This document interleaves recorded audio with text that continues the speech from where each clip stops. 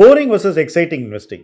ஒரு young friend வேறு எல்லாத்தையும் விட்டுட்டு ஸ்டாக் மார்க்கெட்டில் ட்ரேட் பண்ணுறதே ஃபுல் டைம் ஆக்டிவிட்டியாக வச்சுருக்காரு. அவர் லைஃப்பில் எல்லா நேரத்துலையும் டென்ஷன், எக்ஸைட்மெண்ட்டுக்கு பற்றாக்குறையே இல்லை. ஒரு மாதம் பூரா முடிஞ்ச உடனே நான் கேட்டேன், இந்த மாதம் என்ன கணக்கு அப்படின்னு. அவருக்கே இந்த மாதம் எவ்வளோ பணம் பண்ணுவோன்னு தெரியல.